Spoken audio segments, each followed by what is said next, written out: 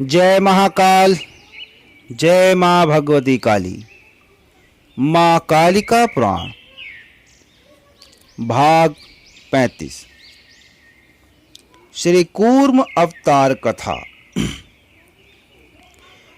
महर्षि मार्कंडेय जी ने कहा, इस अकाल प्रलय के होने के पश्चात पुनः जिस प्रकार से सृष्टि की रचना हुई थी, हे द्विज सत्तमो, जिसने इस पृथ्वी का उद्धार किया था, उसका अब आप लोग श्रवण कीजिए।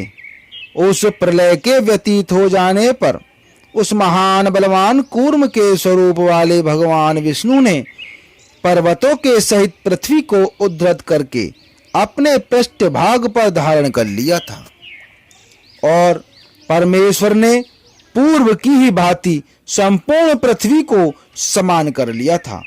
सरभ और वाराह का और उनके पुत्रों से पदक्रम से जो भी भूमि विशीर्ण हो गई थी, कर्मठ देव ने उसको भी सम कर दिया था। परमेश्वर ने पूर्व की भांति पृथ्वी को सम करके फिर पृथ्वी के तल में स्थित अनंत भगवान को धारण किया था। इसके अनंतर ब्रह्मा, विष्णु और हर महेश्वर ने वहां पर समागत होकर नौका के बीच में विराजमान 7 मुनियों को स्वयंभू मनु की ओर, दोनों पर नारायणों को और दक्ष को कहने लगे थे। समस्त मुनिगण पर नारायण, दक्ष और स्वयंभू मनु, आप सब लोग श्रवण करिए जो भी कुछ इस समय में हम बतलाते हैं।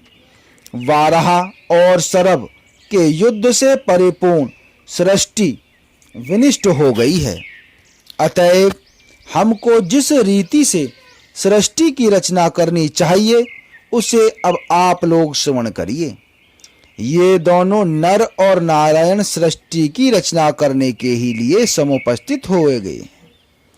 देवों की संस्थापना करने के लिए परम तप का तप न करें। जनलोक में रहने वाले देवों को ये दोनों आप्यापित करके अपरों को यहाँ समानीत करें और निरंतर बहुत से गणों को भली भांति सर्जन करें। हे मुने, नक्षत्रों की, ग्रहों की और उनके स्थानों का सर्जन करें। इन दोनों की तपश्चर्या से पूर्व की ही भांति स्थिरता को प्राप्त हो। यह महाभाग जनार्दन प्रभु सूर्य के रथ का संस्थान तथा चंद्रमा के रथ की संस्थत को स्वयं में ही करें। हे स्वयं भुवन मनु, आप पृथ्वी में सब चीजों का चयन करें और पृथ्वी सभी ओर संस्यों से परिपूर्ण हो जावे। समस्त औषधियां, वृक्ष, लता और बल्लियों का सभी ओर आप प्रोहण करें। प्रजापति दक्ष सप्त मुनीन्द्रों के साथ यज्ञ के द्वारा भगवान हरि का अभ्यर्चन करें और वाराह के पुत्रों से समुत्थित इन तीनों अग्नियों का भी यजन करें। आवाहनीय आदि 3 अग्नियां होती हैं। यह यज्ञ सृष्टि की रचना के लिए वाराह भगवान के देह से समुद्भूत हुआ था। इसी यज्ञ के द्वारा दक्ष इस सृष्टि की रचना का विस्तार करें। नर और नारायण से तथा 7 मुनियों से, दक्ष और आप से भी यज्ञ से तथा दोनों अग्नियों से इस सृष्टि को स्वर्ग, पाताल और भूमि में संपूर्णता को प्राप्त होवे और सृष्टि को आप्यापित करके जिस प्रकार से भी वह सुसंपन्न हो जाए, यतन उसी भांति का करेंगे। आप नित्य ही सृजन का कार्य करिए। इस अनंतर यह सृष्टि जैसे पहली थी, ठीक वैसी ही सुसंपन्न हो जाए। हे मनुदेव, सबसे प्रथम आप इस समय में बीजों का प्रोरोहण करके मार्कंडेय महर्षि जी ने कहा, इस रीति से महाभाग विधाता विष्णु और वृषभध्वज समस्त पर्वतों को यथा स्थान पर स्थापित करने के लिए यह आदेश देकर फिर चले गए थे। उन्होंने मेरु, मंदर कैलाश और हिमवान आदि पर्वतों में समस्त देवों के पुरों को पृथक पृथक कर दिया था। इसके अनंतर उस नौका या परित्याग करके और वसुंधरा को अवधृत करके स्वयंभू मनु ने संपूर्ण संपदा के लाभ के लिए भूमि में बीजों का वपन किया था। इसके अनंतर वृक्ष, लता, बल्ली, गुल्म और वन, संशय धान्य, उसी भांति औषधियों, बीज कांड, प्ररोह, घृतान और जलज अर्थात कमल, प्रफुल्ल, अशोक और फल, कंद तथा बल एवं सबके प्राणों की वृद्धि के लिए शार्दूल किए हुए थे। संपूर्ण पृथ्वी संशयों से संपन्न थी। वे वृक्ष और शुभ शार्दूल जिस प्रकार के पहले देखे थे, जो कि चित्त में हर्ष करके वाले मनु ने अवलोकन पहले किया था।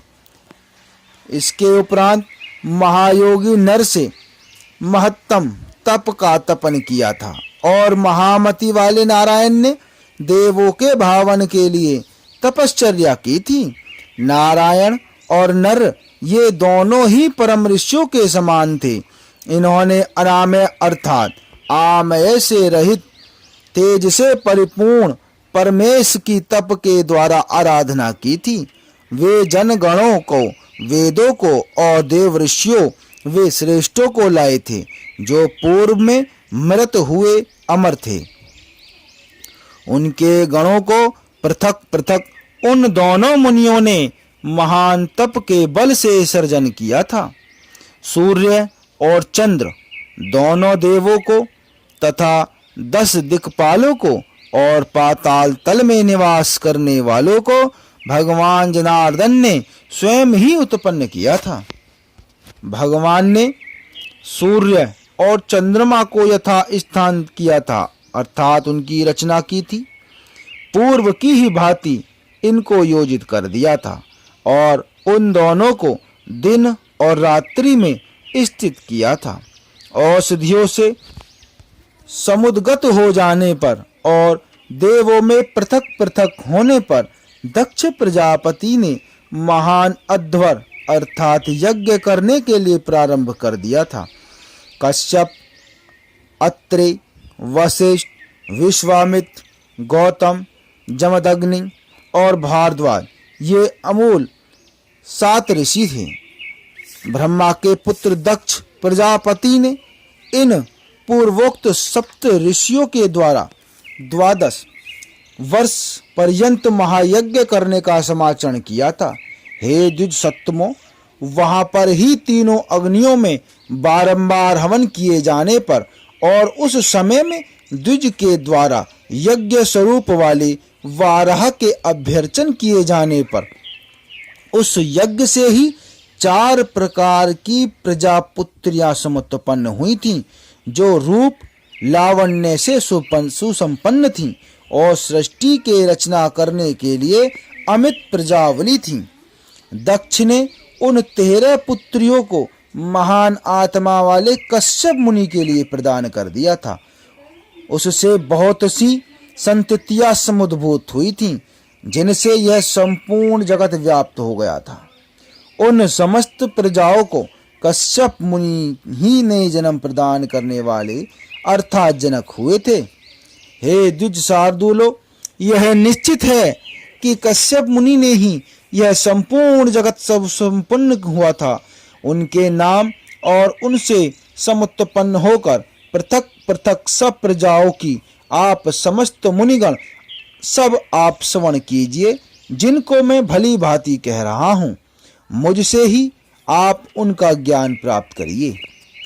अब उन 13 कन्याओं के नामों को बतलाया जाता है, जिनमें पहली अदिति, दूसरी दिति, तीसरी काला, चौथी दतायु, 5वीं सिंहिका, 6ठी मुनि, 7वीं क्रोध, 8वीं प्रथा, 9वीं वरिष्ठा, 10वीं विनता, 11वीं कपिला और 12वीं कद्रु।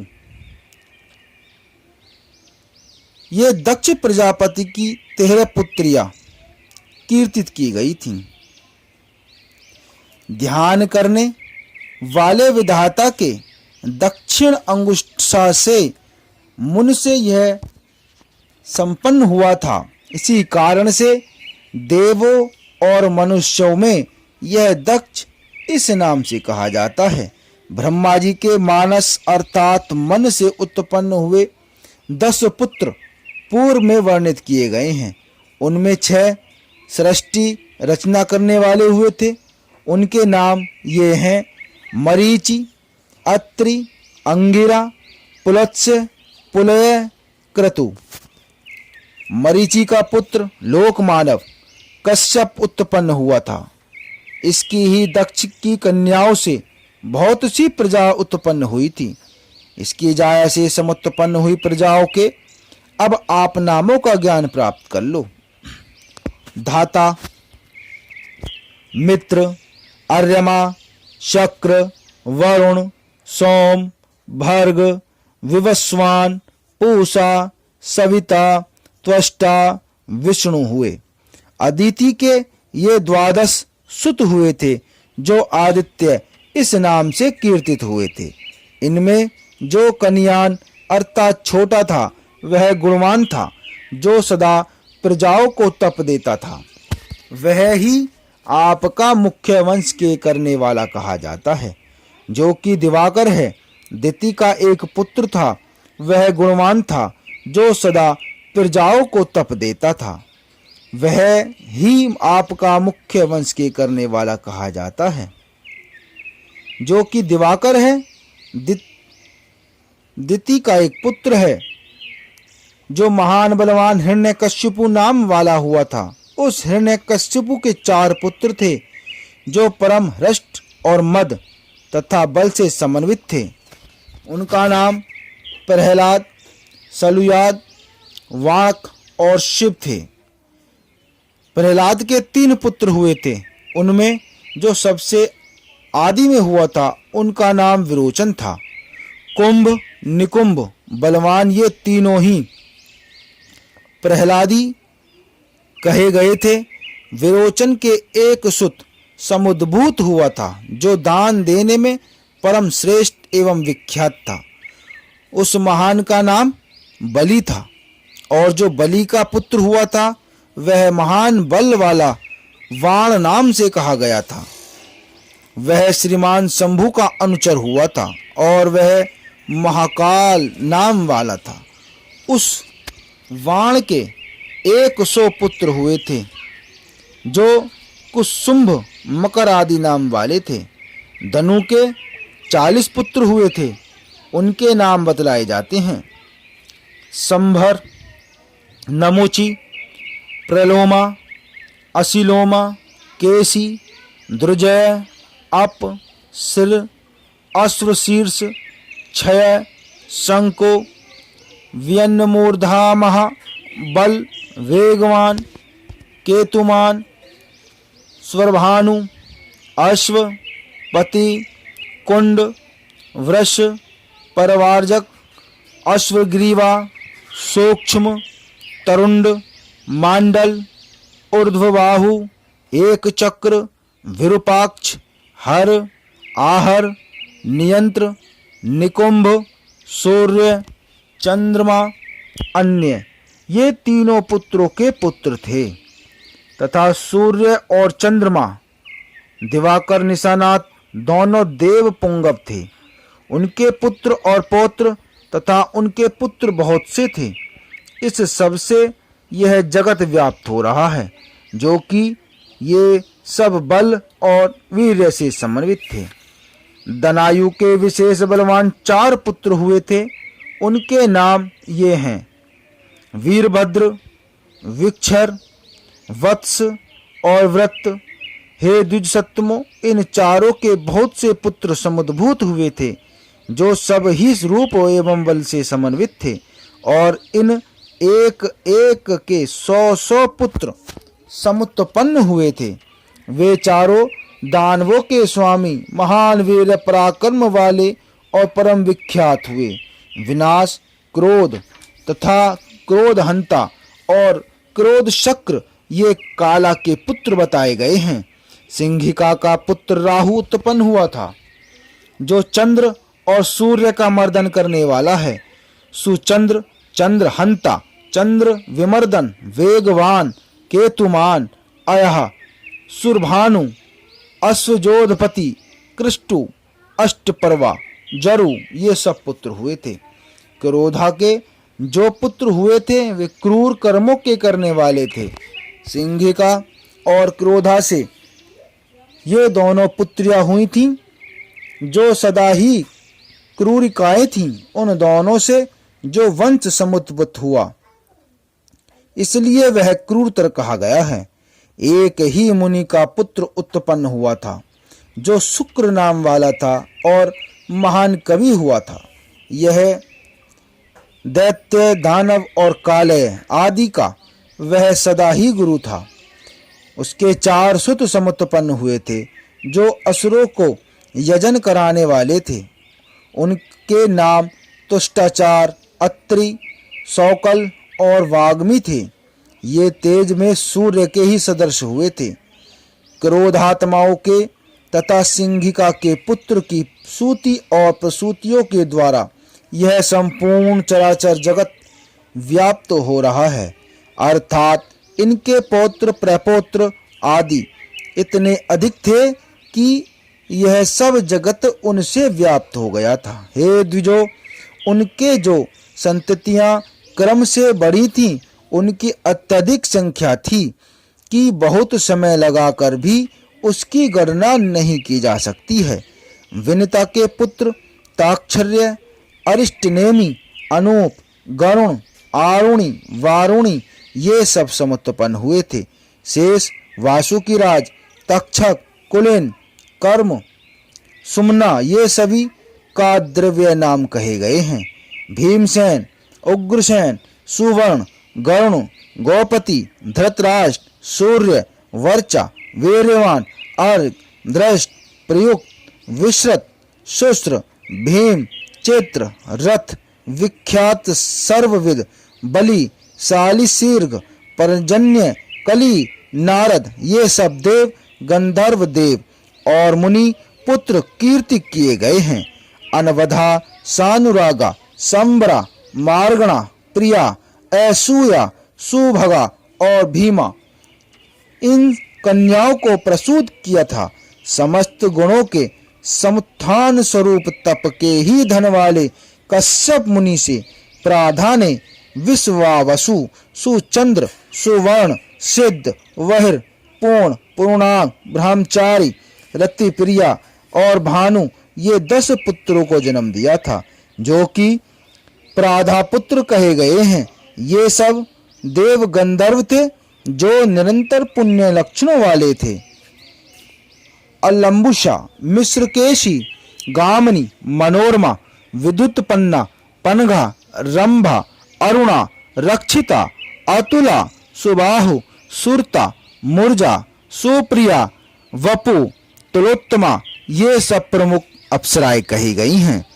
अतिबाहु, तुम्बरु, हाँ हाँ, हूँ ये सब गंधर्वों में मुख्य हुए हैं, जो देवों के ही तुल्य कीर्तित किए गए हैं। अमृत, ब्राह्मण, गौएं, मुनिगण, अप्सराएं ये कपिलातनय कहे गए हैं, जो महान भागों वाले और महान उत्सवों वाले हैं। इस प्रकार से ये दक्ष प्रजापति की सुताओं के पुत्र कश्यप ऋषि से समुद्भूत हुए बताए गए हैं। उनके द्वारा ही यह संपूर्ण स्थावर जंगम अर्थात जल चेतन व्याप्त हो रहा है। इस प्रकार से यज्ञ के स्वरूप वाले यज्ञ वाराह के पतन से 3 अग्नियों से उन महात्मा मनु स्वयंभू उत्पन्न हुए थे। 7 मुनियों से और कश्यप आदि से, नर नारायण से, अकालिक लय से व्यतीत हो आने पर पुनः पहले अनेक रूप वाले हरि के द्वारा प्रजा का सृजन किया गया था। उन नर नारायण के स्वरूप वाले तथा सृष्टि स्थिति और संहार के करने वाले भगवान हरि के प्रसाद से पुनः यह सृष्टि हुई थी। यह कूर्म अवतार कथा आपके सामने प्रस्तुत कर दी गई है। आगे का भाग 36 सर्व काया त्याग का वर्णन। जय महाकाल, जय मां काली।